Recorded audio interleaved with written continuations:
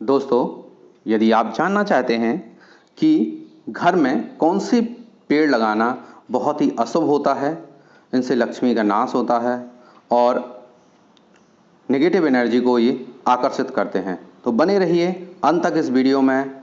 मैं आशुतोष देवलिया संपूर्णानंद आपको जीवन और साधना में आगे बढ़ने में मदद करता हूँ। तो स्वागत करता हूँ आपका अपने चैनल महाविद्या तंत्र साधना में। आज चर्चा करते हैं नकारात्मकता को आकर्षित करने वाले पौधों के बारे में। वास्तुशास्त्र के अनुसार बहुत सारे पौधे जो हैं घर के अंदर शुभ होते हैं और बहुत सारे पौधे जो हैं घर के अंदर नकारात्मकता को आकर्षित करते हैं। नकारात्मकता जब आकर्षित होगी तो भूत प्रेत आकर्षित होते हैं, आत्माओं का वास होता है इन पौधों में, और जब नकारात्मकता आएगी तो लक्ष्मी का अपने आप क्या होगा, आवागमन अवरुद्ध हो जाएगा और लक्ष्मी जो है आपके घर को छोड़ के चली जाएंगी। इन सब चीज़ों से बचने के लिए ऐसे पौधों को अपने घर में स्थान ना दें। पहला बात करते हैं कांटेदार पौधों को। फूल वाले कांटे गुलाब को छोड़कर बाकी कांटे वाले पौधे जैसे कि बबूल, जैसे कि अब आपका जो है नींबू, कैक्टस, सारे प्रकार के नांगफनी या कैक्टस जो आजकल फैशन आ गया है, कैक्टस जो है आपकी जीवन में नकारात्मकता को बढ़ाते हैं, घर के सदस्यों के बीच में लड़ाई झगड़े को बढ़ाते हैं। इसलिए कभी कैक्टस को घर में लगाने की भूल ना करें।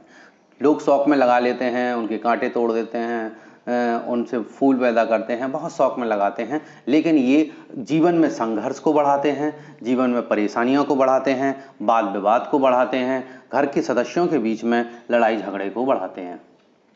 तो अब बात करते हैं दूसरे प्रकार के पौधों जिनको घर में नहीं लगाना चाहिए। वो हैं दूध वाले पौधे मतलब लेटेक्स।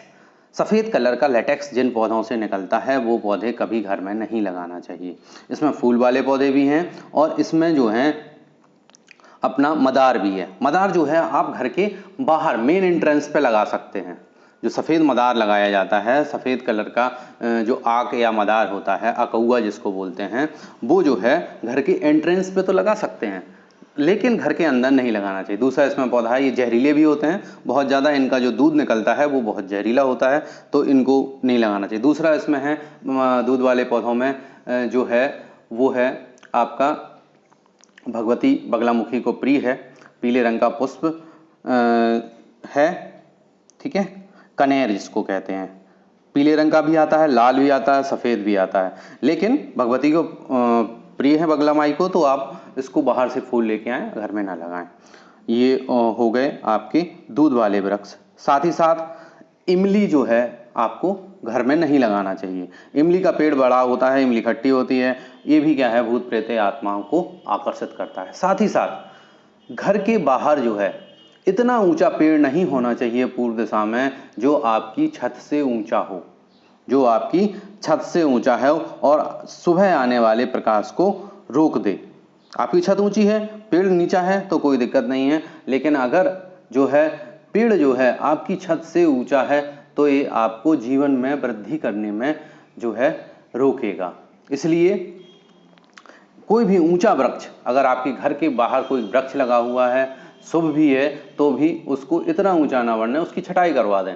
काटने के लिए नहीं कह रहे हैं वृक्ष उसको, लेकिन छांटा जा सकता है।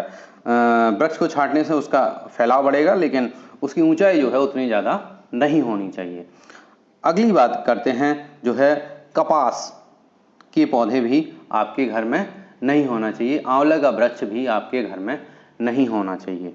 जो है ये कपास भी नेगेटिविटी को आकर्षित करता है, आंवले का वृक्ष भी सेम करता है। आंवला का पूजन होता है तो आप बाहर जाके पूजन करिए। जब आंवला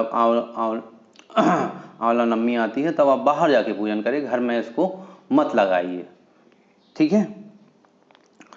दूसरा, बेल का पौधा भी घर में नहीं लगाना चाहिए। अगर कोई साधना आदना कर रहे हो, गमले में लगा रहे हो, वो बात अलग है। बेल के नीचे बैठ के साधना करने से लक्ष्मी की प्राप्ति होती है। बेल जो है शिव को बहुत पसंद है, लेकिन घर में नहीं होना चाहिए। उपवन बाग के पेड़ हैं, उपवन में जाके आप जो है इसकी साधना कर सकते हैं, इसके नीचे बैठ के साधना कर सकते हैं, तो साधना आपकी बहुत फलीभूत होगी। बगला माई को प्रिय है, इसका फल से हवन भी किया जाता है, ठीक है। इसके पत्र जो हैं शिव को प्रिय हैं। आजकल सावन का महीना है तो इसके पत्र भी चढ़ाए जा सकते हैं, लेकिन इस पेड़ को घर में जो है आपको नहीं लगाना है, ये नकारात्मकता को आकर्षित करता है, ठीक है। इसके प्रेत का तो एक खास नाम भी है, बेलिया कहते हैं, ठीक है।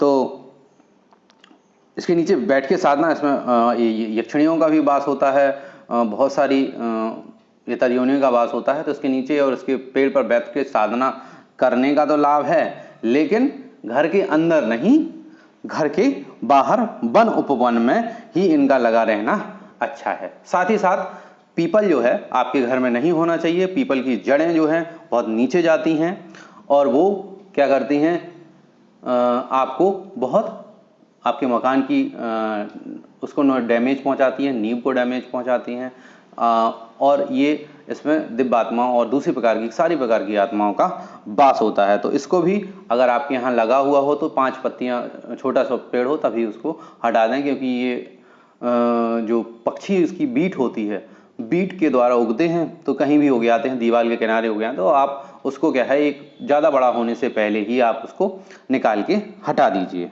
ठीक है। तो जब छोटा वृक्ष होगा, छोटा बिल्कुल पौधा होगा, आपको हटाने में कोई दोष भी नहीं लगेगा।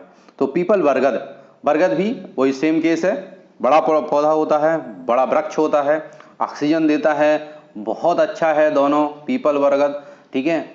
लेकिन ये इनमें जो है आत्माओं का वास होता है, भूतों का वास होता है, और भी उप श्रेणी के देवताओं का वास होता है, इसलिए इनको घर में लगाने से बचें। इनको वन बाग चौराहे गली खूब लगाएं। पीपल शमशान में लगाएंगे तो आपको बहुत लाभ होगा। एक पीपल लगाना हजारों पेड़ लगाने के बराबर होता है। इससे पुत्र लाभ होता है, धन लाभ होता है, अनेकों पुण्य मिलते हैं। लेकिन घर में नहीं लगाना है आपको, ये बाग उपवन गली चौराहे के किनारे जहां आपको जगह मिले वहां आप मंदिर में लगवाइए, इसका लगाने का पुण्य लाभ लीजिए, वृक्ष लगाइए, लेकिन इन पौधों को घर में स्थान ना दीजिए।